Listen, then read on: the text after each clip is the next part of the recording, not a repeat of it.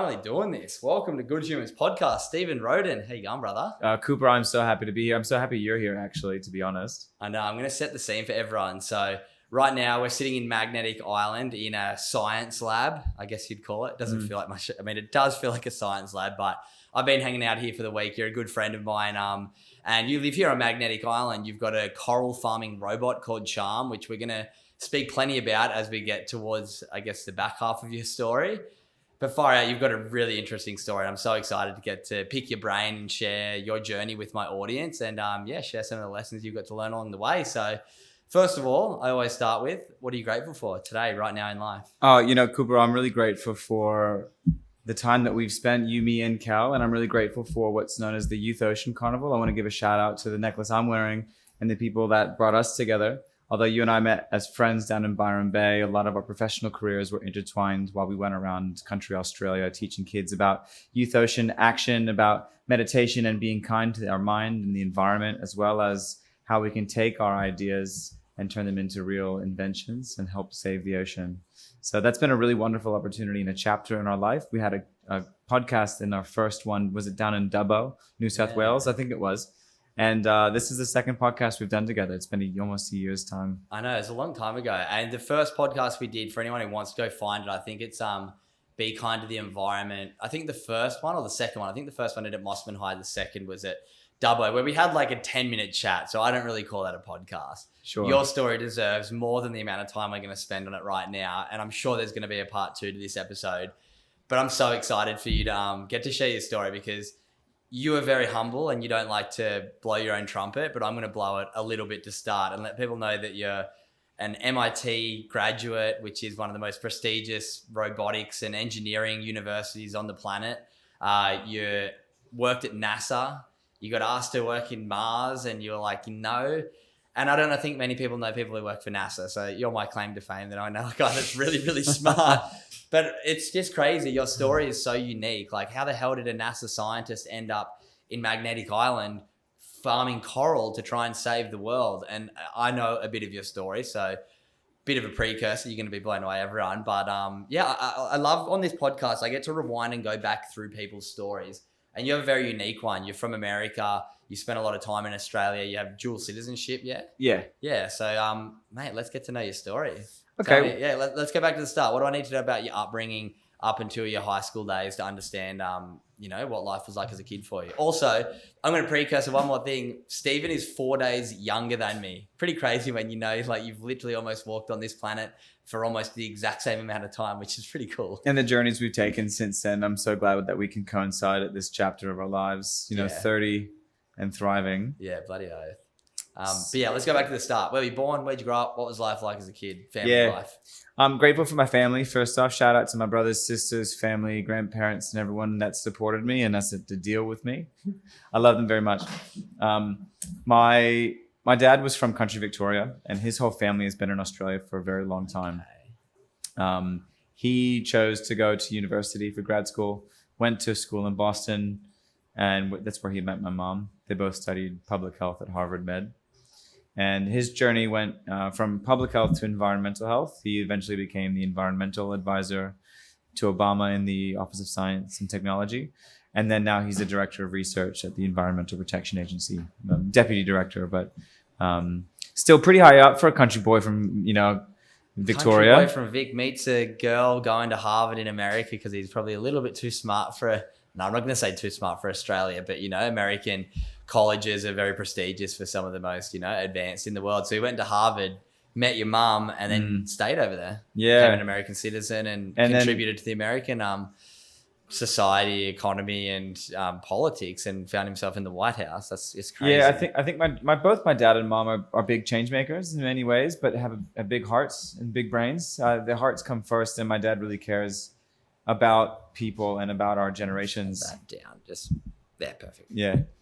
But I just felt growing up, as wonderful as it was to see my dad kick butt in environmental policy, I felt like there were a lot of limitations with the regulatory frameworks of environmental protection. Everyone wants the environment to be there, but no one really wants to do the work to keep it there.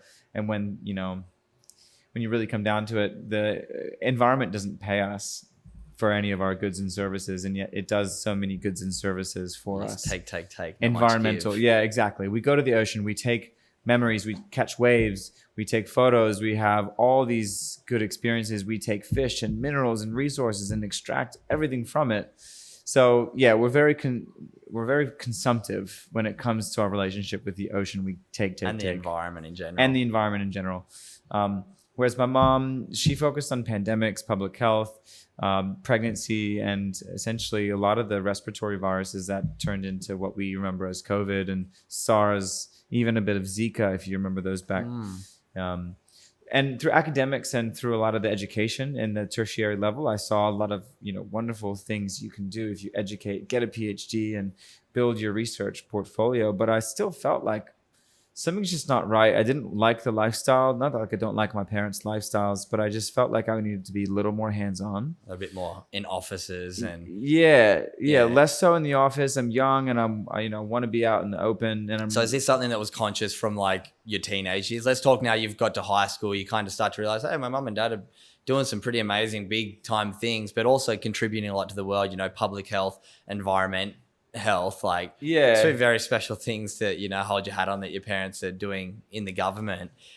So when did you get to a point where you're like, well, my parents are doing some really cool stuff, I want to do some cool stuff, but I want to do it in my own way? Was it like a conscious thing once you got to high school, or what age did you start to think like that? Growing up around where I did, you grew up in Washington DC, so you have a lot of people who are doing a lot of really interesting things, and so you're surrounded by a lot of opportunistic type folks. And the American spirit is very entrepreneurial at nature. It's very independent. And when I went to university and even in my early career, you see a lot of young people taking risks, raising investment and starting businesses. It feels like it is worth the work for most people in America to become an entrepreneur. And so at the same time where I was thinking all these big ideas, I didn't really know what I wanted to do, but I knew I was getting really good in my marks on physics and math. And we had a few school classes in engineering, and I could tell I had a quick affinity for 3D design, engineering, and construction. So all like the little bridge builder or 3D competitions, I stood out kind of among the rest, and my teachers saw that quickly.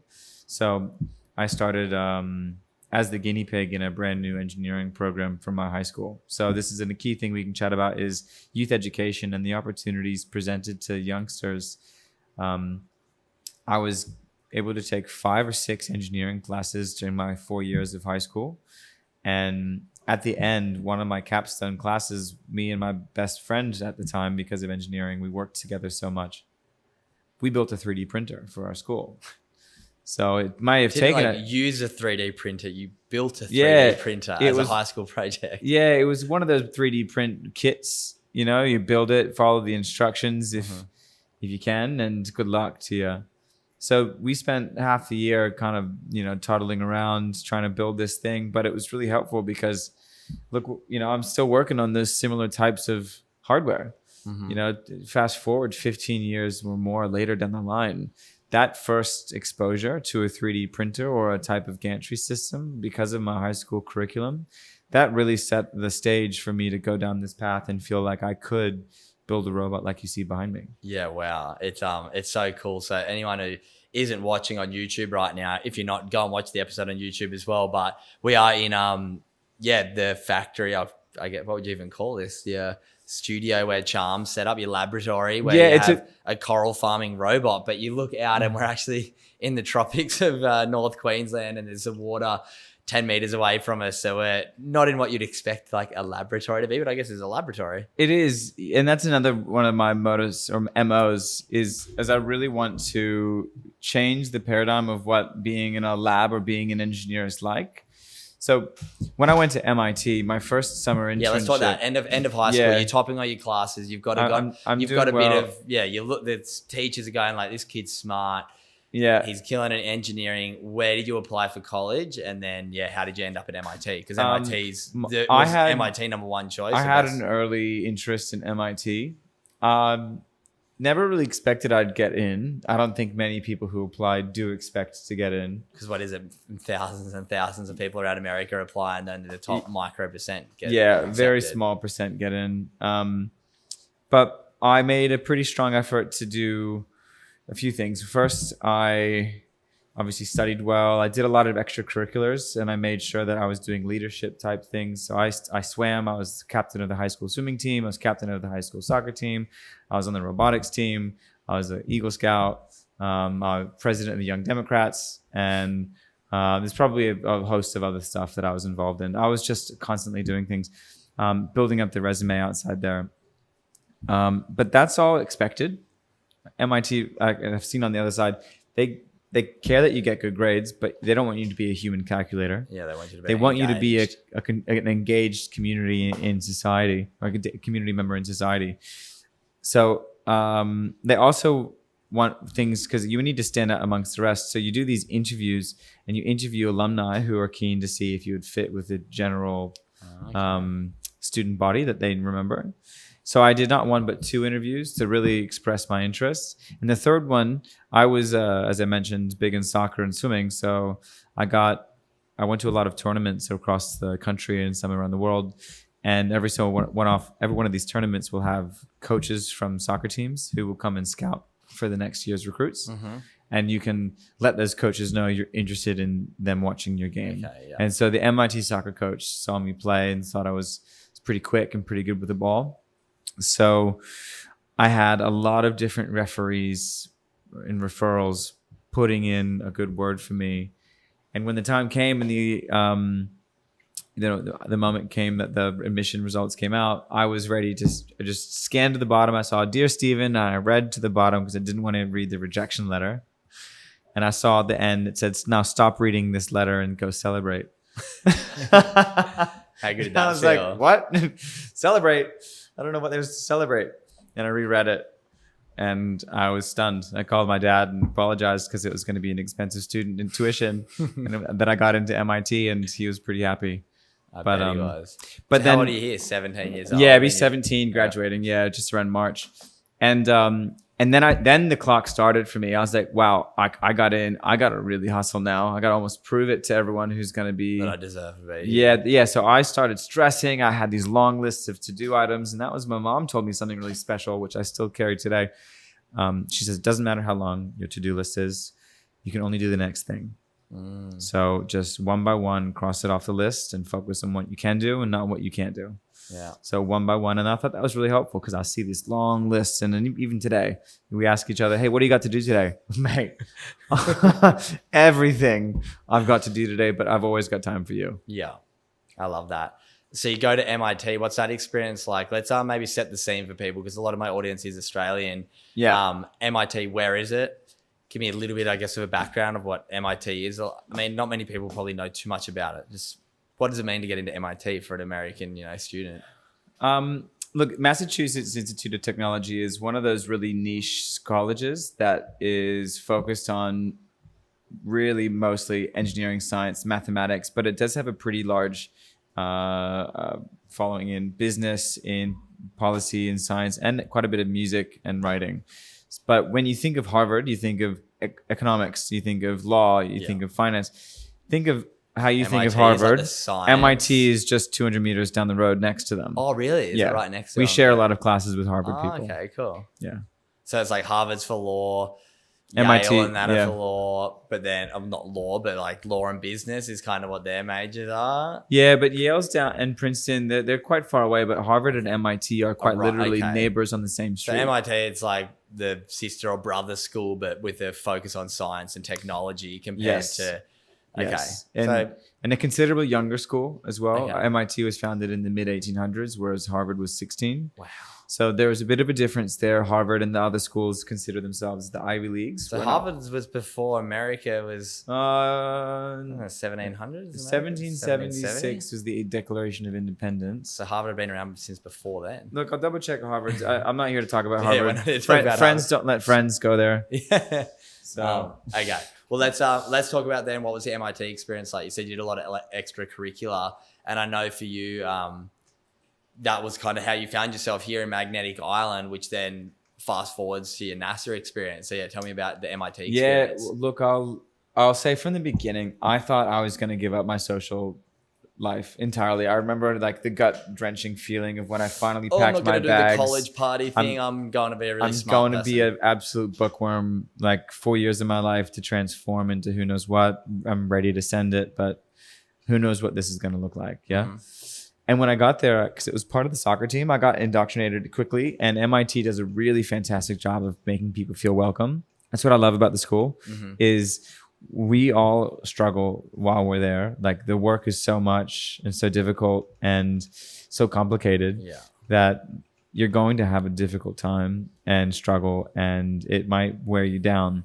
So because of that, everyone becomes extremely positive and takes care of each other. And there's no sabotage. No one's cutting each other out. No one's making someone feel worse because we all feel vulnerable and under pressure. That the student body created a really special sense of camaraderie. That's cool. We have this acronym that's on everything hidden, but it's, MIT is an acronym. And so it says IHTFP. Now it means two things. I have truly found paradise and I hate this fucking place. And so it means the same thing. Oftentimes at the same time, you hate how much this place is working you, but you love the people you do it with. Yeah. So you've found paradise in each other, but you hate the kind of stress, but you learn to love the hate and hate the love. The potential that you're in a think tank of people who change the world. And so the polarity of at MIT, back and forth of play hard, work hard, play hard, work hard, punt and tool. Yeah, nice. Yeah, so I really liked that. And then my first summer, I didn't know what I was going to do. Like I was coming out with my degree. You don't have to declare until your sophomore year, your second year. So you have 2 years to study like all the sciences, but then you go major for your last 2 years. No, 1 year to discover what you want to do, 3 years to major. Major in something, okay. And so after my first year, I was like, well, I passed all of my general, requirements. I feel pretty good with physics, and I felt really good. Like I wanted to be good with my hands. I was not as good as the rest of the kids with computer coding. I mean, some of those kids could write, Homer's Odyssey on a single line of code. You know what I mean? Like I can't believe how they do it. And I just felt like I really wanted to be practical with my hands. But I met some people on the soccer team studying nuclear physics. And they were such cool guys. They were going to work as captains in nuclear naval subs. I was like, wait, that's an opportunity. And they're like, yeah, we have 2 nuclear reactors on campus. You want to come check it out? I was like, what kind of resources does this university have? And so I went and checked it out. And I was like, holy cow, like this is insane to think we have these resources and I have an opportunity to push my brain. If you were given an opportunity to jump off into the deep end, like, would you do it? And I was like, well, I don't think I want to do it just that because I don't see a job future prospects being in nuclear. I just didn't know yet, but I knew that nuclear physics and quantum physics seemed pretty interesting. And there was a chance that I could really push myself in that regard, but I would double my major with mechanical engineering. And MIT gave this great opportunity to mix my degrees together. Can you explain to just baseline what both of those degrees entail? Like, I'm not even going to pretend that I know much. Tell me what nuclear physics is. Like, what is nuclear physics? Sure. And quantum physics. Most people be like, oh, I've heard the words before. I understand nuclear reactors. That's a nuclear bomb. Like, what are you studying in nuclear physics? Like, not how to build nuclear bombs, understanding the energy that comes from this changing of particle. I'm like, I don't know. In parts of our nuclear physics research, we did talk about nuclear power, and we did talk about nuclear warfare. Yeah. Along with nuclear fallout.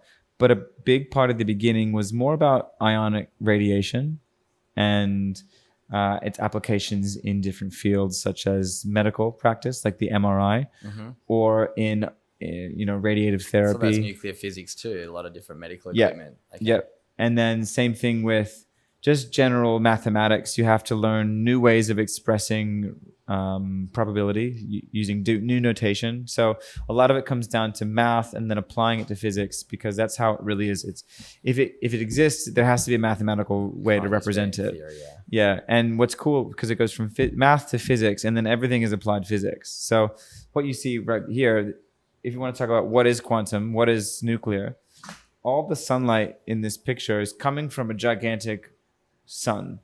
The star is right now undergoing nuclear fusion, and mass is being converted into energy. And that conversion, we had to prove Einstein's theorem. Wow. So E equals mc squared, we had to prove that. Wow. And for those listening who can't see, like where we're sitting right now, there's tanks with the robot in it that Stephen built that has sunlight coming through. So he's explaining that the sunlight, all of this stuff comes together to grow the coral. Like, it's such a delicate ecosystem. Do you remember on the Charm tooltip, there's that quantum sensor? So let's talk about what the quantum sensor mean. What that's telling me is how many packets of light are entering that particular place in space. Sensor. Yeah, wow. Yeah, so it's like if I had the shower on, light, or if I turned it fully on, the amount of water passing through space, so in this case, the amount of electrons, or is technically quite literally the amount of photons passing through space, can be quantized, which means they can be counted. So to quantize something is to basically count them. Oh, so quantum physics is being able to count physics. Yep, pretty much. Yeah, I'm so fascinated, and it's just like, as I tell you, I've been hanging out here for the week with Stephen, and I'm just like, I wish I could have like a few minutes in your brain just to like try and understand some stuff. But well, let's do this on this podcast. Yeah, that's what we're doing. I'm trying to bring you all inside Stephen's brain. I hope you're enjoying it. So you go, all right, I'm going to study quantum physics. I'm going to study mechanical engineering at the best college in America. What's that next period like? And then how do you find yourself over here? Yeah, well, again, on that journey, my dad kind of poked me and said, hey, why don't you do some coral research? There's an ocean engineering. Yeah, so explain your background with Australia. Maybe I know your dad's from here, but you'd travel to here a lot as a kid. Yeah, so we would travel back to see the family almost every year we could. Yeah. But it was always the winter in Melbourne and Sydney and Adelaide, so where my family was. And I was like, well, my dad was like, this is great, but it's cold. So can we see the family, kiss everyone, and then say goodbye and go to my dad's favorite place in the world, which was the reef and rainforest, which quickly became my favorite place in the world. So every year growing up and seeing this beautiful tropical paradise was such a gift, and I'm always grateful. But I felt like a great sense of connection to the country here. Yeah. So first opportunity I had, and every summer almost I could at MIT, I tried to come back to this place. But then I did my first summer at MIT, and I got an internship kind of late in the game. I was sort of really focused on finishing the semester, and then I was like, took my head around, and I was like, hey, what do I actually want to work on this summer? Didn't really know yet. And so I reached out to the ocean engineering department and thought maybe I'll just get an internship with you guys and see. And that's when I saw what their laboratories looked like. And that's when I got a job teaching people how to build underwater robots. Okay. So that whole summer I was working in a really boring laboratory inside like floor 3 of this just derelict building. It just had no life to it. And although I was building underwater robots and teaching kids how to build underwater robots, they were made out of PVC and they were educating kids. But at the very end of the summer, before we took all of our marketing photos, the professors, the high up, slapped a bunch of Shell, Exxon, and BP stickers on everyone's project. And don't get me wrong, I'm a huge supporter in many ways about liquid petroleum. But I didn't like how it was so nonchalantly placed on everyone's projects as if they didn't want to mention it. It just felt like, as in, like it was the projects were funded by the projects big, like, mining were companies, funded by so that these. you guys could basically develop technology to make underwater mining and that industry have new technology. Yeah, and it just felt like they didn't want the kids to know the whole time that they were being funded. Like building robots, but you didn't know what they were for. You thought they were for coral restoration. Yeah, I guess.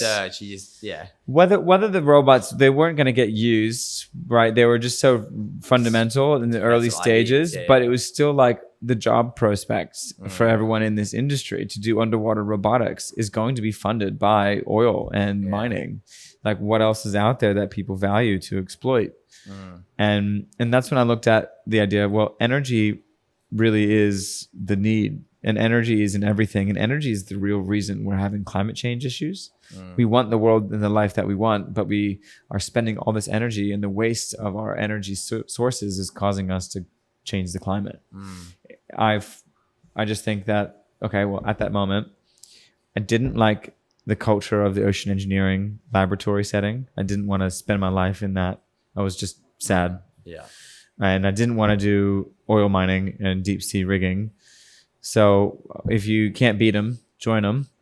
So I was already studying nuclear. So I really dove into energy. And I thought if I could understand nuclear energy, the other energy types would hopefully fall into place. Yeah. Because I felt if I studied solar power, I don't think I would really default to understanding nuclear power. I thought maybe I'd start on nuclear, and I'm glad I did. Because now, fast forward, I'm an energy advisor to the community. This is all powered by sun, solar power, battery, and I think we can turn Magnetic Island into a microgrid. So this kind of experience has really helped me understand energy. And do you think, I mean, you can definitely obviously answer this, does your, I guess, love for the environment and ocean and understanding the science of it, like when did you first become aware of climate change? Was it because your dad is working in that space and he was always, not drilling into you, but were you very aware of climate change? And do you want to just for the people listening who don't necessarily understand because it was obviously called global warming for a while and now it's kind of been called climate change. What is it? I mean, I go to schools and talk about this stuff now too, but I'm sure there's a lot of people who are listening that understand it's like, oh, the Earth's getting hotter, the sea temperatures are rising, the water level's rising. Why does that matter? So why... In the laymanest terms you can. What I believe is that we have this short period of life on Earth where we have 50 to 100 years of living our life, and then it's on to the next generation. So everything we do now is with thanks to the generations before us, and it's in the benefit and honor and at least in the consideration for the generations that come after us. Yeah. Although they don't dance on this planet at the same time that we do, we are here to make sure that we continue this experience for humans to come. Yeah. I think that's a universal truth that we can all agree on. The issue that I think that climate change fundamentally, or global warming, or the emissions and a lot of our greenhouse gases, it's a complicated mess. But the biggest threat is that we might not be guaranteed another few generations down the line. And even though I do believe personally in the bottom of my heart that we'll be okay, and that I think humans, regardless of the scenario, will move forward and we'll work it out. The question is, how many other species and creatures and how much joy do we want to have with us? If we put ourselves into a nuclear silo and seal the door, I'm sure someone can build a silo to keep humanity alive. Do we want to live like Valve and the whole underground societies, like bubble theory in the Simpsons movie is like that's a possible future reality, but I don't want that. I want a future where we have oceans like trees, surf and animals, fish to eat, and beautiful birds that wake us up, and creatures, and just the whole idea of paradise it's shared. If you were stuck on Mars, would you call it paradise? No. That's the thing. If you're stuck there alone, the feeling of being, stuck somewhere where you don't want to be is one thing. But the feeling of being quite literally stuck in an isolated and a desolate place is totally different. And I think when all the time that I spent at NASA, we were putting our efforts to go research a place that we could see was barren. And we were exploiting the resources here, which we knew were rich.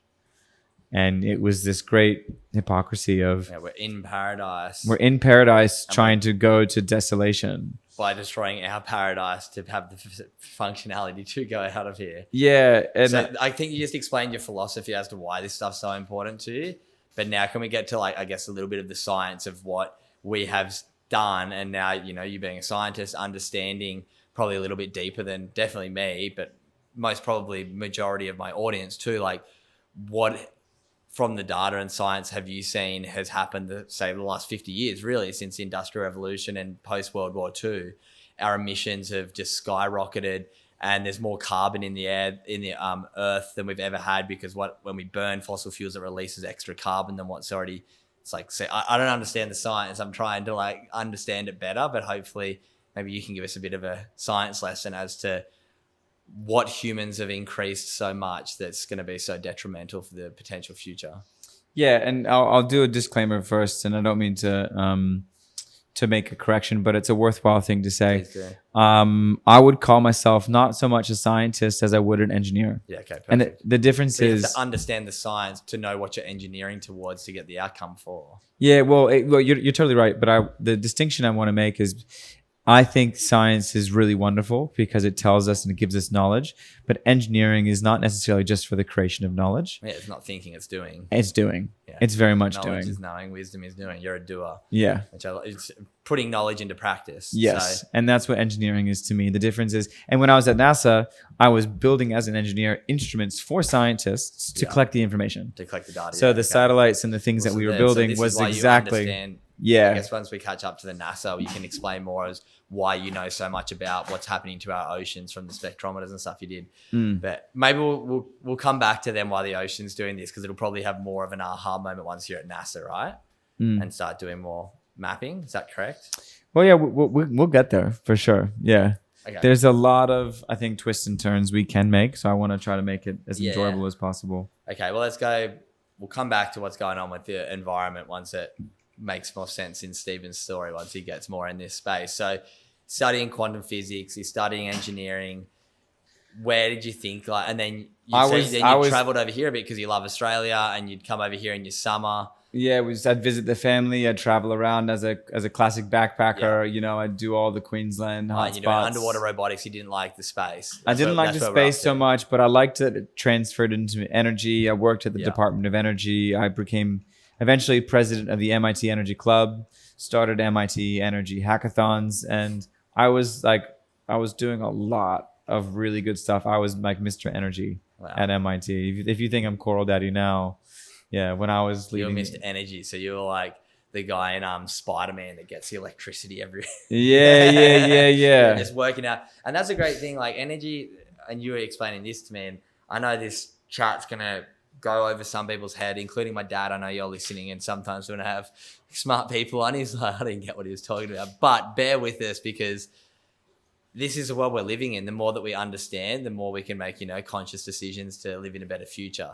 So you're the energy guy. Can you explain what energy, like obviously people know energy is I switch my light on. Electricity, like electricity isn't the only sort of form of energy, right? No, it's not. Yeah. Electricity, wind, waves. I mean, energy comes and goes in so many aspects. I wouldn't even know where to begin.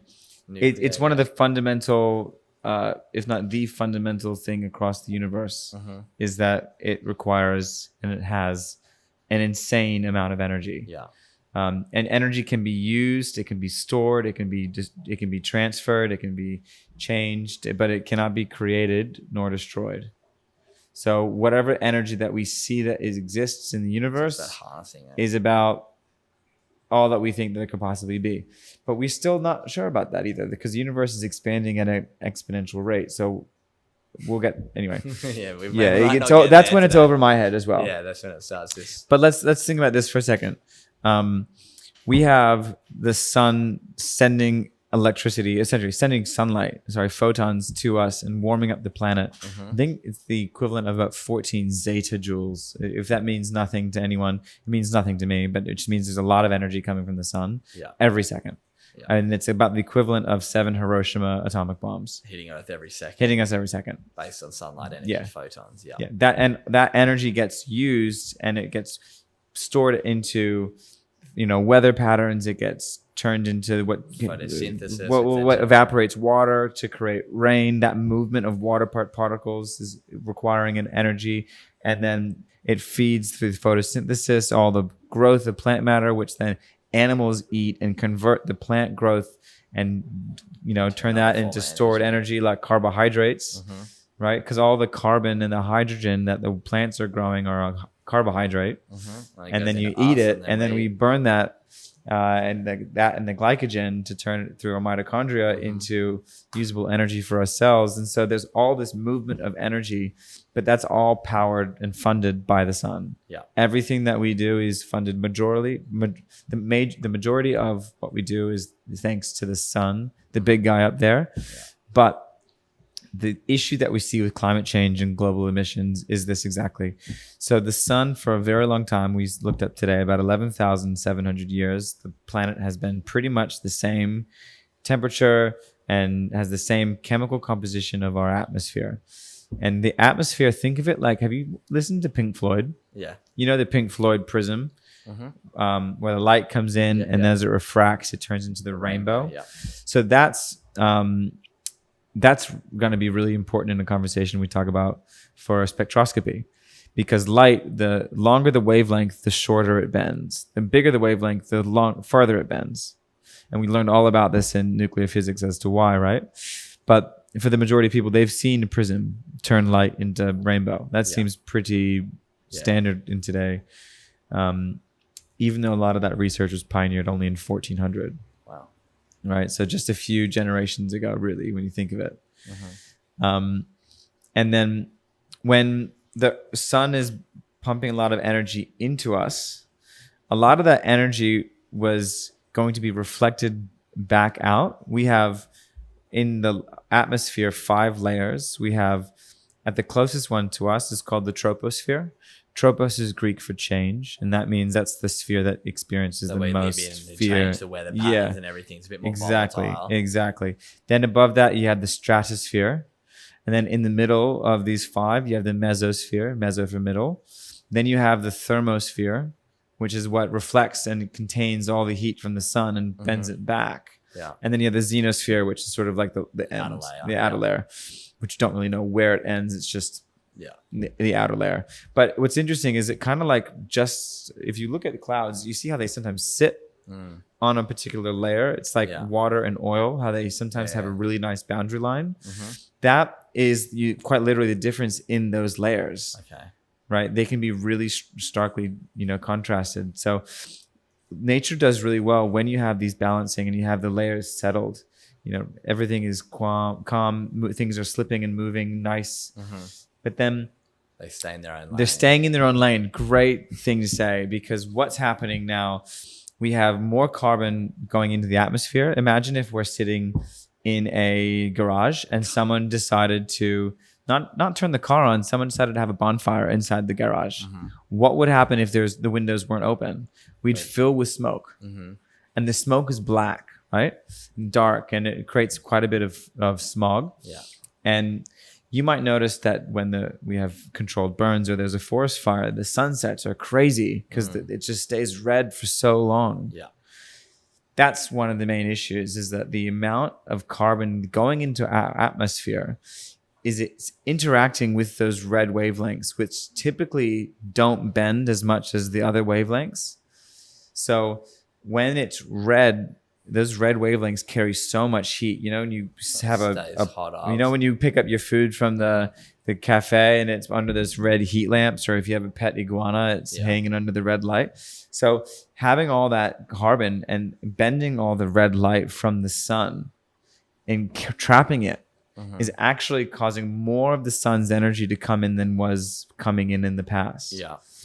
Mix that with, as the temperature of the ocean heats up, the glaciers, which are this big white body if you looked at it from space, the white reflects really well. The less white, the less reflection. Yeah. So now more sunlight is going into the ocean because less is being reflected off the ice. Now add that to the fact that if we have our polar regions, which are super cold, and our tropical regions, which are really warm. Yeah. And with the polar regions are melting, more energy is going into them. They're becoming more warm. And the temperature difference from the cold to the hot is no longer so prominent. Yeah. And they're not staying in their lane anymore. The closer they are in proximity of their temperature, the more the tropical and the Arctic regions mix. Yeah. And that's why people are losing their absolute mind about these polar vortices flipping and switching and breaking, because all of a sudden these huge gusts of cold wind from the polar vortex have broken through the tropical ley line, and the tropical latitudes, and the cold air then just blows over all of that, land, and you're seeing places like Texas get huge, freak frost events, and everyone is spending all of their savings shipping butane and propane to keep their heaters going, because they're going to freeze to death. And so, they're using energy to keep themselves in these thermal regions, because just like animals, we have a temperature that we think is probably too cold to survive, and we have a temperature that is too hot to survive. And our bodies and our societies do really well in a particular frequency or particular temperature range. And what we're seeing is the temperature ranges consistently air upwards. Yeah. And that's because there's been fires for human history, but the ways that we're doing it, constant burning of fossil fuels, is just adding that extra heat, adding those extra layers of carbon into the atmosphere, which is trapping more heat in, warming up the ice, warming up the oceans, warming up the atmosphere, and then just trapping the heat in Earth instead of refracting out. And that's by and large the main issue, is that we just have too much energy being pumped in. And when you think of all the oil that we're pulling out from the Earth's crust, a lot of that has become oil because certain species of fungus didn't exist to decompose the trees way back when those trees died. And then layer and layer and layer, and then topology changed. But so that whole giant amount of liquid petroleum is essentially trees that never were decomposed by the right biology. And so all those trees grew thanks to the sun of its epoch. So why it's called like fossil fuels, because they're super old. They're fossils, and it's fuel because it's carbohydrates. Just stored and under the so earth, and then we pull it out, we burn it, and it gives us energy again because it's stored. And so what we're doing is we're actually tapping into the amount of sunshine that was used yonks ago. So that all got stored. We're adding all that energy into our current system. So here's an interesting physics question, right? If I'm sweating in my bedroom in the middle of the night, and what are you doing? I turn the fan on, is my room going to get cooler or warmer? The windows are not open. Cooler? Warmer, because it's going to push the hot air that's at the top down, so it'll get hotter. Almost. Heat rises. So I'm adding energy into the fan to move it. And although you might feel a sense of a nice breeze evaporating, bringing more energy into the room, it's adding energy to turning, which will eventually heat the room up. Now the opposite effect though? So why do I feel cool when I have wind blowing on me? When you have water and it evaporates, it's actually requires a lot of energy for it to change and transition in state. So it requires energy to evaporate. So that's why when you feel your sweat evaporate, it sucks out temperature. It sucks out energy from your body, which is why we sweat. So yes, a breeze from a fan will make you feel cool because it is helping your body evaporate. But at just turning the fans on in a closed room, it will end up heating the room up. That's so interesting. I could keep going on this tangent for so long, and I would love to in another chat, but I'm hoping this last 10 minutes has really allowed people to maybe, for one, qualify your understanding of what you studied and how deep your knowledge is in this stuff, being it's not just, hey, I'm working in the environment. You majored in energy and understanding the repercussions of stored energy, transversing of energy, all of this, because now I want to set up and transition to how you got to the magnetic islands. And what you were doing here with your MIT friends, because I just think it's so cool, the story, how you ended up at NASA, because I'm sure there's so many people who work their whole high school life, go to the perfect uni. I'm sure there's probably MIT, other graduates, NASA's probably they pick from a pool of all the best unis, but then NASA's the best of the best. Is that somewhat right? But then, just take me through the next part of the story. When I was at MIT, I had friends and even a girlfriend who were all very interested in the aerospace side of things and in NASA.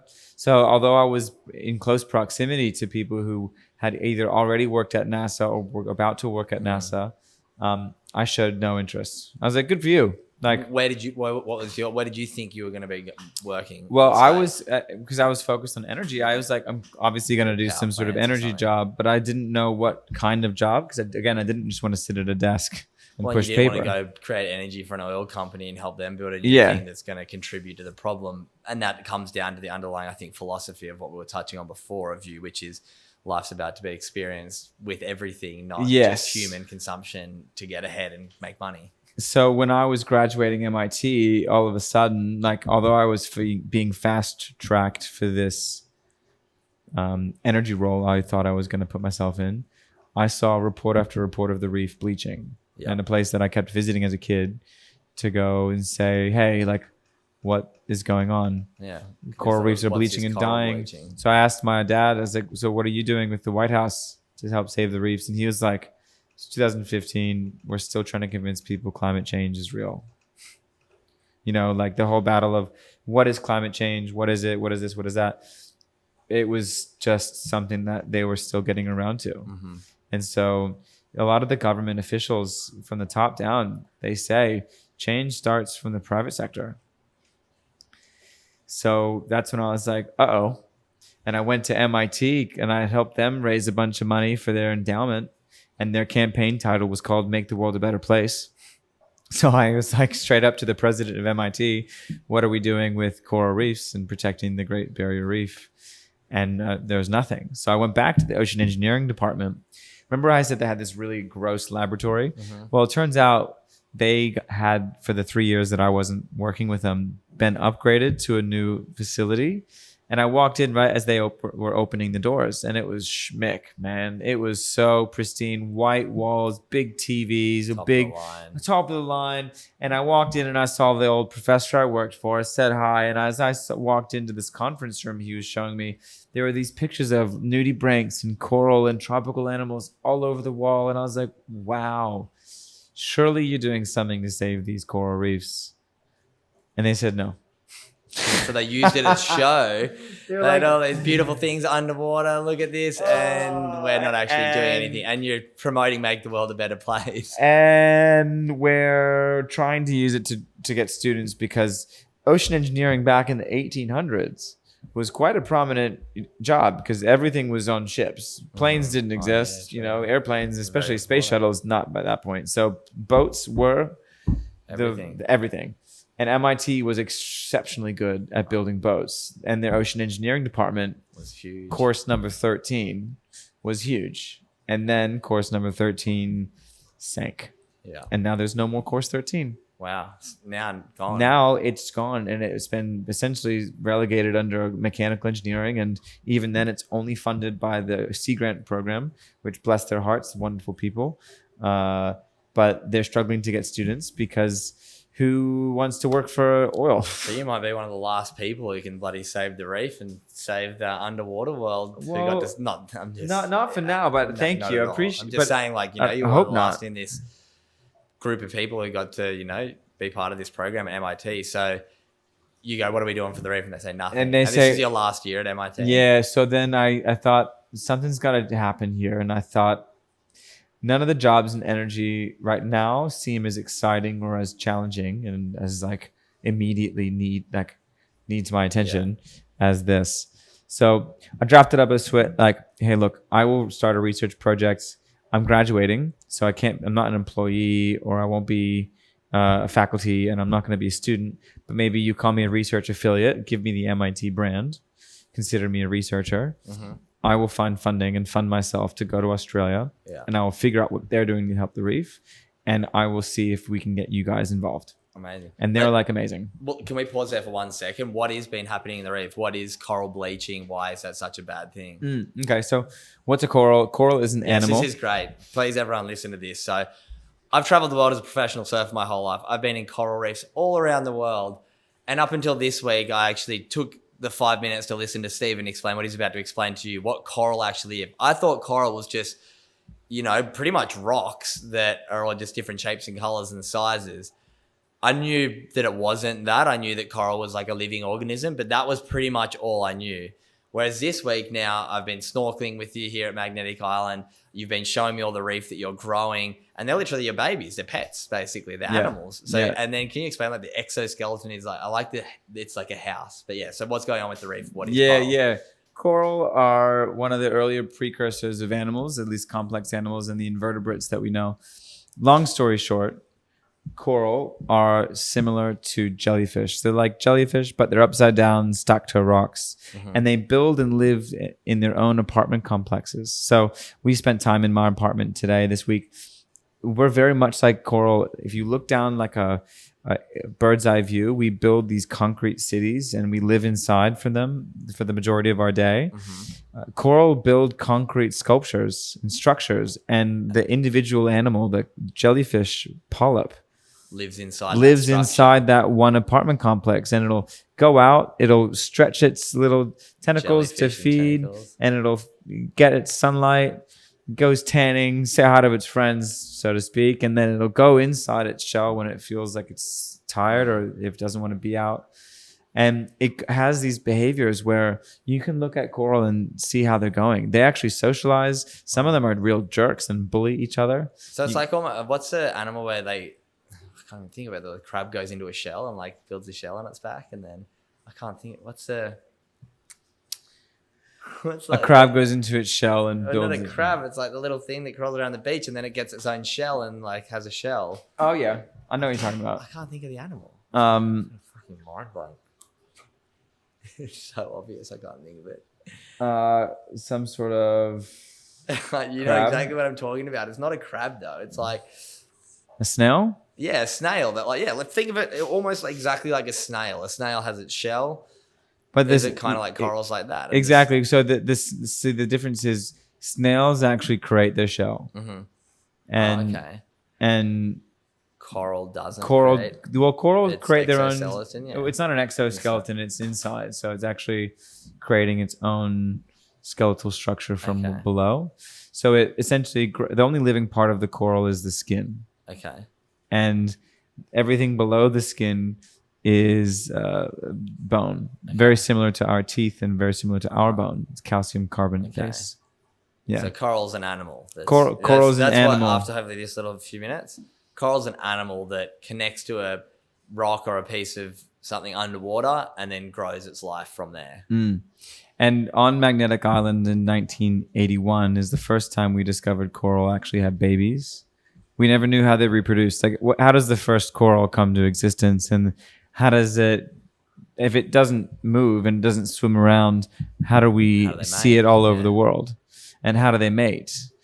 And it's a fascinating experience. But once a year, right after tonight.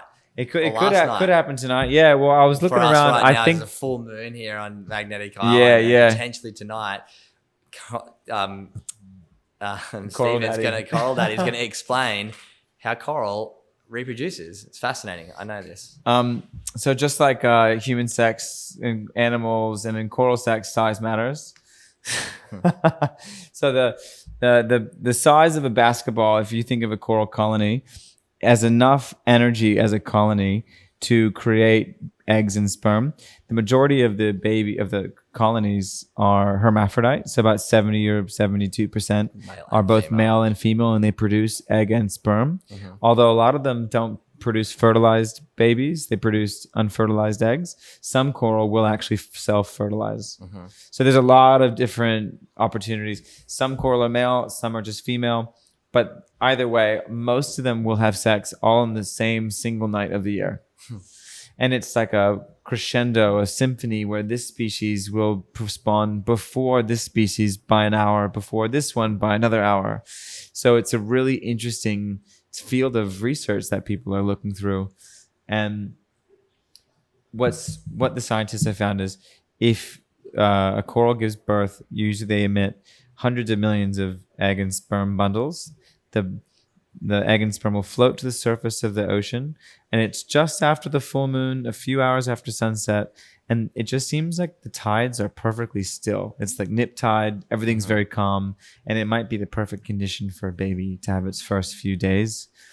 And when the sperm and egg fertilize, the embryos will undergo embryogenesis and they go through meiosis and mitosis And and that all the floats up to the science. surface and they connect. And they combine, and then they sink back down. and they start find swimming around, and then they look for something, and they glue themselves when they find some place they like, and that's it. Once they're glued, they're there. And build what we see as coral reefs is this once a year spawning, and then they can grow up to thousands of years old, you said. And so then once they have their sexual reproduction started and finished, they undergo for the next 20 or so years of their life simply and solely asexual reproduction, which I wish we could do. In this way, one coral, as it's eating and it's getting big enough and strong enough, it feels like it would be much more productive if it had two of itself. And so it actually splits and clones itself into two. And then those two grow bigger. They absorb twice the amount. And then those two say, wow, we're doing so well. Let's be more productive. And both of them then will split and create another. Now two become four. And if you think of what they're doing, this is incredible. They're growing exponentially. One turns to two. But they need to be healthy. Two turns to four. Four turns to 8 and 16 and so on.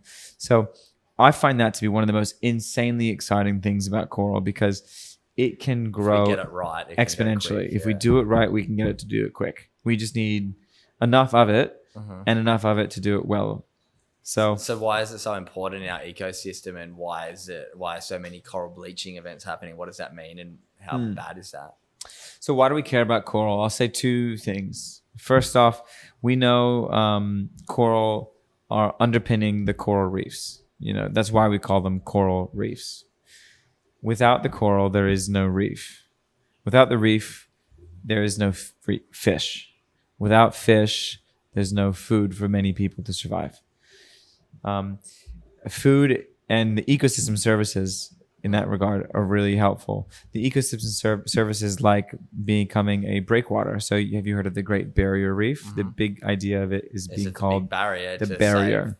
Yeah. So coral reefs will actually reduce the wave energy and protect the shoreline. And they stop storm surge by an insane amount. Over 90% of the energy that comes from a wave is dissipated when it hits a reef. So without those reefs, and as the storms become bigger, if we didn't have it, our barrier would be down. And it's a coastal defense. It's a national defense concern to lose our coral reefs. So our corals are dying though because of this increase in temperature. Yeah, increase in acidity, increase in temperature. There's a lot of local reasons too. So if you have nearby port expansion, if you have people wearing sunscreen, if you have a lot of people just dropping anchor or having dynamite fishing practices or nutrient pollution. So there's a lot of reasons why coral are dying. Even plastic, as it degrades, becomes a toxin. Wow. And it impacts their sexual reproduction. It impacts ours too, but that's fascinating. And we're going to go to a movie premiere somewhat soon, but we're going to keep getting through this story because we're not even up to like the main parts of it. But I want to pick up now. So you're about to leave MIT. You get a research thing for them saying, hey, I want to go to the Barrier Reef and understand the reefs a bit more, because now you've explained coral, why it's important to us. But the NASA part of your story, I think, really explains your research to understand maybe the position we're in and really need to start doing something about this now. So you come to... It felt like science was always reactive and observational based. You never wanted to intervene with your research experiment. Otherwise, you'd be showing bias. You wanted these results, therefore you intervened to get them. Which understandably, like, we needed to research coral. But at a certain point, it's like, guys, we know that the ocean's getting hotter. The oceans are rising. Coral are dying. And we're losing our food stock. Wow. So what more information do we need to then start making change? Yeah. And I felt like from the higher ups that I was talking to, they all needed some grant funding and someone else to give them the okay to say that's a good idea. But the majority of those were coming from grants that took a long time to get to. And I just felt like, nope, like there is not enough time and there aren't enough people to slowly just pull this together. I felt like something needed to happen, and it needed to happen fast. Yeah. So then you come over to Magnetic Island, you start doing a bit of work. I just love this story. You like run into some people who work for NASA who are doing something. You're like, oh, I didn't know you guys were doing this. Yeah, I traveled all the way from the northern parts of Queensland down all the way to Adelaide. So every university and research station and institution doing anything with coral restoration, I chatted to, and I kicked the door down. And I was like, oi, I'm MIT. give me your time and tell me what you're doing. Yeah. And as soon as I walked in the door, they're like, you're pretty young. I was like, that's fine. Show me what you got. And I was very impressed, and I didn't expect to be impressed, but I live here, so I get to hark on it a bit. But Townsville really surprised me. Oh, okay. And growing up as a visitor, as a backpacker to Queensland, never would get off the bus in Townsville. Not once. Never thought anything here was interesting. Townsville was like Brownsville to me. But then someone, when I was on a research station at Orpheus Island, was like, hey, if you want to live on the reef, which it seems like you do, why don't you check out Magnetic? And as soon as I put foot on this island, I was swallowed whole. I loved it. I fell in love so quickly with the sunsets, with the animals, with the community. And within a minute or two, well, actually, it was probably an hour, I called my parents and I told them to come visit me. And they fell in love as well. And I, encourage anybody else who's listening to come to Magnetic Island. This is my first week here. It's amazing. Yeah, you see the magic. Check it out. It's very special. So you come here and then you're like, your parents and you were looking for a place to buy right in like Queensland too, to have as a holiday place when you guys are in Australia. You're like, yep, Magnetic Island. But then, and I hate that I have to say, I want to just zip through this, but your NASA experience is so cool to get to chat about. So how did NASA come about? You're doing your research. You're like, yeah, reefs are in trouble. And then you just run into some people that work for NASA, right? Yeah, well, I've been tipped off because remember I had some friends and some partners who were actually still at NASA, and I was on my own journey here in Australia. No plan to leave as a citizen, just graduated, looking for jobs, helping out. And then all of a sudden someone's like, hey, there's a group from NASA doing airborne spectroscopy. Maybe you should go say hi to them. Seems like they're doing some coral research. And I was like, okay, I'll go say hi. So NASA I went and said hi, and it seemed like they were up to some pretty cool stuff. They liked what I was doing and was able to help out where I could. And they said, hey, why don't you just throw in an application? There's some open job opportunities all the time, but we'll put in a good word for you. So send us your resume, give us a deck of your portfolio, and we'll make a case. I was like, okay. I guess as I'm still looking for things to do. What's next? Casually chuck in a NASA resume. I casually chucked in and then I was just like, well, shit, okay, that's in. Let's go do some other stuff. And then 70 days later, boom, I get accepted. And another one of those, just like when I got into MIT, I was like, oh, guess I work for NASA now. I guess I'm gonna work for NASA now. There goes my social life. And then, long story short, through NASA, I became a really good engineer, but I also became a really good artist.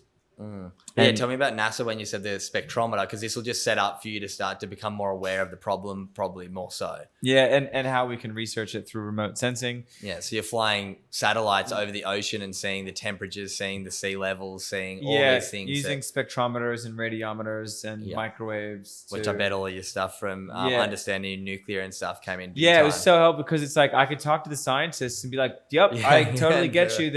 The frequency hits this and it reflects off of that. And like, wait, but you're just an engineer. Well, not just an engineer, but they're like... Whereas some people who just studied mechanical and just did electrical were like, oh, the science is a little too far for me.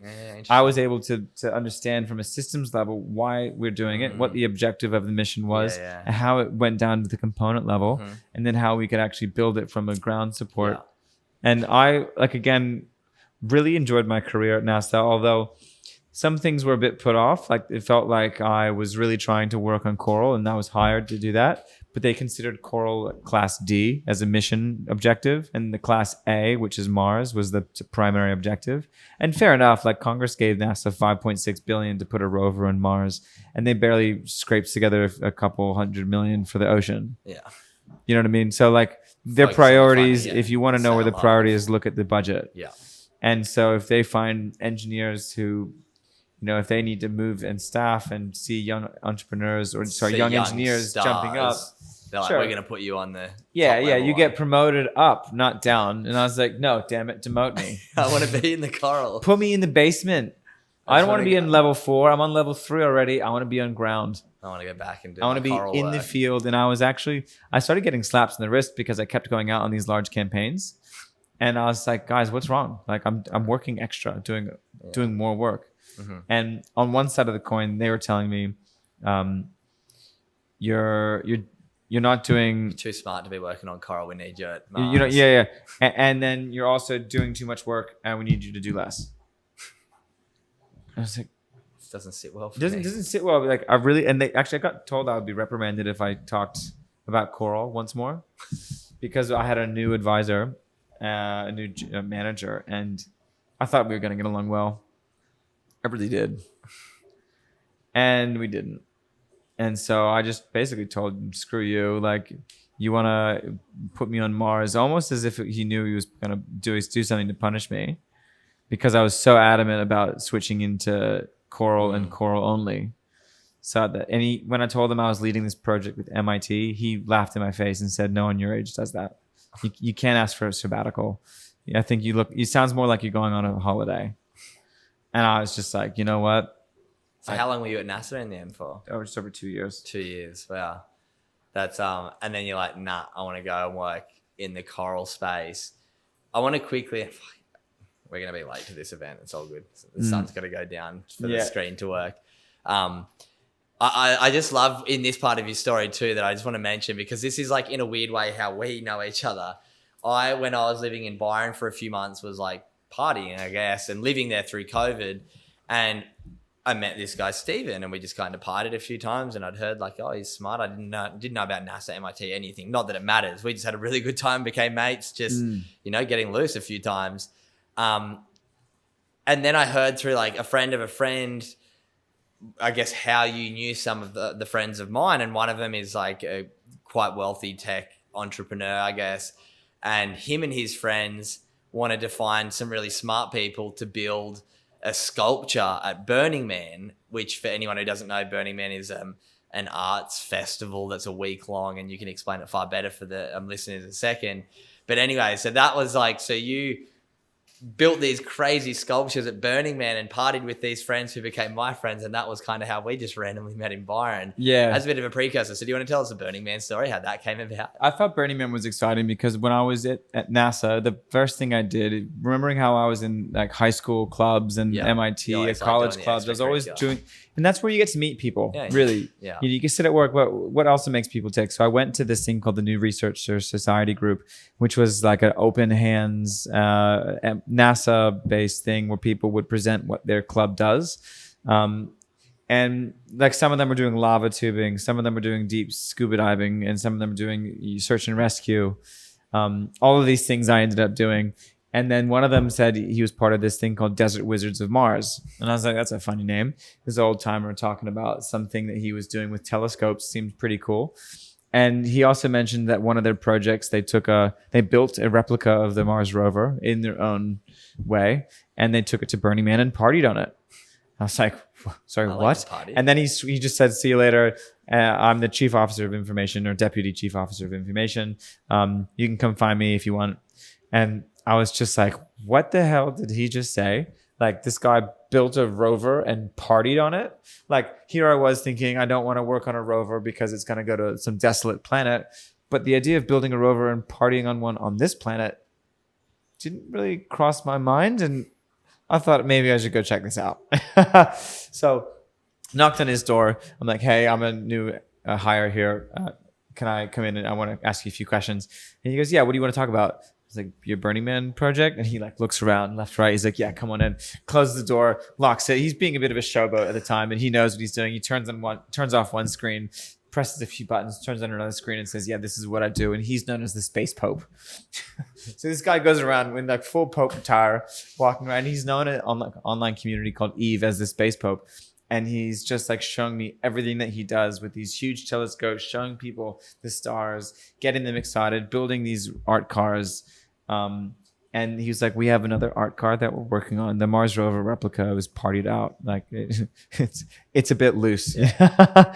A couple of loose screws have caused it to need something new. Put on the side. So we're working on something big. Do you want to be involved? And I was like, well, what is it? He goes, if I tell you, I'll have to kill you. I was like, what do you mean? He goes, just come with me. I was like, I have to work. He looked at me dead in the eye and said, your first year at NASA. Yeah. He's like, go to one of the top professors to have a chat. And he's like, who is this kid? And he's like, who is this kid? But why don't you come with me? Let's play hooky. And let's just drop off and I'll take you out. And I was like, but I got to work. He's like, it's a Friday at lunch. Like, skip it. Come with me. And he twisted my arm pretty easily. Got me in the car and drove me like 2 hours into the desert at this huge facility surrounded by windmills. and it was an airplane boneyard. Have you heard of what an airplane boneyard is like? Old hangar with old An planes. old hangar with all these planes, and their last flight they fly in, and they get essentially put to the side and usually stripped for parts. So these boneyards, in this one particular, was actually combined with a research facility. So Boeing, Raytheon, and Virgin would have hangars there where they would strip and do research on their old planes. yeah, research on the materials, how old things planes, work, yeah. and then just pull off, because it's a lot of high grade aluminium, titanium, Yeah. and other types of Reuse. metals. And so they would just rip a chair out of here, take some metal from that, stick it all together, and call it done. And at this, we drove in because it's swipe a card, gates open. There's a huge tank staring at you. You drive in, it's like full on, like, okay, this is a bit Top level. And we pulled up to this plane that had just had its tail cut off. And they're like, we need to cut this apart and rebuild it as a nightclub. I was like, it was a 747. A huge It plane. was a huge plane. And I looked at this thing like, oh my God, I am so in. I have no idea how we're going to do this. But yes. And so I just So sort in of the background, you spent like a year building it, yeah, helping cut up and 2 redesign years, yeah, cutting a up. 747 to put it in. I mean, So it's a five- full story for another 5 time. days, Getting it to Burning Man. I'd be building spacecraft 5 days a week, designing, doing the paperwork, the red tape, the ins, the outs, and the occasional campaign and whatever I could do, and working with technicians. But it was all very slow and well thought out. And then on the weekends, just getting it dirty, going inside, breathing basically skydrol and hydraulic fluid, cutting apart metal, like beating the crap out of this plane so we could rip it off and then reassemble it 500 miles away. So And then, yeah, I became a great engineer because of that, because I was good with my tools. and you probably had the flexibility to kind of like go where you kind of wanted to with it a fair bit. Yeah, because we didn't need approvals or red tape, Yeah. and no one was going to fly on the sucker. So Yeah, it's it was just- really more like, have an imagination. If you can make it possible, do it. And the group's name was called Big Imagination. Wow. And I'll cap it off by saying, since then I've now built a total of 3 large sculptures at Burning Man. Yeah, And for I've anyone built who's been in Burning Man, he built the pyramid last year. another thing called Wing Portal, as a 18,000 kilo steel phoenix in remembrance of the wildfires around the world. Wow. And I just felt like at that moment, as a young engineer, I'm working on spacecraft. I'm on the weekends, I'm actually using my hands, and that's what made me happy. Again, the same thing. I'm using my mind, but I'm using my hand. And I think that was that's actually MIT's slogan, "Mens et manus." It means mind and hand. Oh, nice. And another thing we always say, punt and tool. So we always punt a piece set is like, you have homework, punt it. Fuck it, let's not doing it. We're gonna not do this and say no, and let's go watch the Bruins kick some ass. Or the Patriots are playing. Let's go. And so you choose like, what's worth it? Do I want to get down on the tools, then do it, or do I want to punt it and just go live a life? And I think understanding the balance between knowing, Enjoyment of life and Burning Man, and 2 years to build the plane to party in it. it requires using your mind. It requires using your hands. Yeah. And I think that's forever like my favorite thing to do. No matter what I do, I always want to be using my mind and my hands. Let's finish it there and catch up to this last little part of, you leave NASA, you make the decision, you know what? They're trying to promote me to a project I don't want to work on. I want to get back to the coral, which is something that really matters to me. You'd noticed in your time over in Australia, going everywhere, that there's incredibly smart people, PhD students, to farm coral and to grow coral, are scrubbing tanks and whatnot. And that's where Charm comes about. And you're going to have to talk about Charm real quickly, because we're about to race out the door to go to a premiere for a documentary of our friend Cow. So I will definitely get you back on. I'll come back up here. And Charm, yeah, exactly. So you leave there and you come to Australia and invent a robot that can farm coral, so people don't have to spend all their time, who are smart, scrubbing tanks and cleaning tanks so the coral can grow. It can be put back in the ecosystem, because 50% of the coral in the world has gone in the last 60 years, right? From, the increased temperature, the climate change. So yeah, what brought you to Australia to stay here permanently, now living on Magnetic Island, to build a robot to farm coral? Thanks. When we had the MIT program, originally kick off, I found AIMS, the Australian Institute of Marine Science. I was very impressed with their work, and so I thought I'd connect MIT and them and established a working relationship where MIT would send students fully funded and AIMS would provide them work and find housing for them. Cool. And that's been going on since 2016, since I first did it. That was the program I started. Yeah. And then 2018 was the first group of 5. And then in 2000, those 5 came down, and that's also when I quit NASA. And so I wanted to make sure that everything was going to be hunky-dory. And 5 students worked on a range of projects, but a lot of them spent a lot of their time cleaning tanks. And that was my aha moment. Like, wow, I got eyes and ears and, access to seeing how a government facility is growing coral for restoration. And they spend a lot of time cleaning tanks and doing research, but cleaning tanks. And I was like, wow, can't you guys automate tank cleaning? Or what's the issue there? They're like, well, not really. Like, it's not as easy as you think. And we're a bunch of biologists. No offense to biologists. Marine scientists. We're marine scientists and biologists. We're not mechatronics and robotics engineers. You might think it's easy. We couldn't even begin to figure out where to start. So that was like, oh, well, since I've just quit and now the project's working, but I realized through the project that there was this big gap. I started traveling the world again, started my not-for-profit Beyond Coral, and with that was raising funding to continue figuring out who's doing what. And then eventually I started pinning together the initial drawings for what we see behind me.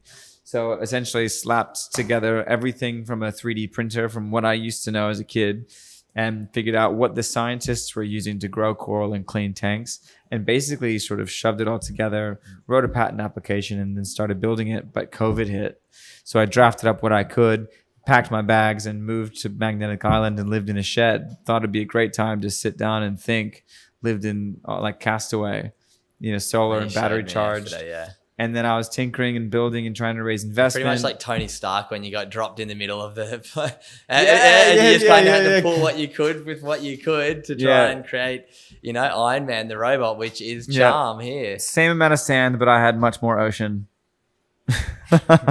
Which is amazing. And to be honest, we're going to pause this here and we're going to catch up and do a full episode on Charm and coral and reef restoration, which I think is a great idea as well, because I want to bring some more light to it. You've had some amazing ideas, and hopefully me and Cal have helped you expand on it this week to, look from the outside of the jar. Like, you can read everything on the inside of the jar backwards, upside down, but sometimes having, a different perspective can give you some ideas to get this technology to the people and to the reef, so you can be growing coral and then putting it back out in the ocean so that there's, habitat for our fish, so that, coral can continue doing what they've done for millions of years on this planet and we can continue thriving. But I hate to pause this here because this is probably my favorite part of the chat, but we're going to catch up again within the next 6 months and do another deep dive. So, mate, thank you so much for taking your time to, spend some time sharing your journey up until basically what you're up to now.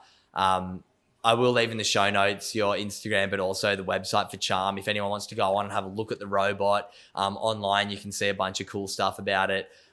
If you want to go online and pay to have a little bit of coral put in the coral farm that Stephan's farming and get your name engraved on it, for anyone watching, you can see my little good logo. Charm, you can get your name logoed. It gets put in the tank. You can also wear it as a necklace, like the necklace that I'm wearing, but then the copy of the one that you get to keep gets put in the tank, which is what the coral then grows on, and then it gets put back into the reef. So you're actually being part of the solution for the reef. But mate, it's been incredible catching up. Thank you so much for having me for the week. Coop. I've had the best time ever. I'll finish the podcast with the same question for everyone. So what does being a good human mean to Stephan Rodan? Being a good human, I think, is okay. That's a great question. What does it mean to be a good human? I think taking care of another as you would want them to take care of you.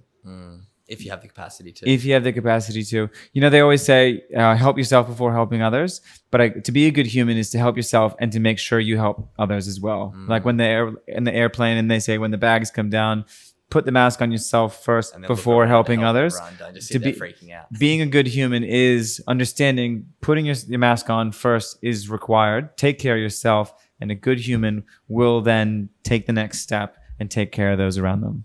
Very well put. Well, thank you so much, my man. This has been amazing. We're going to go to a movie premiere.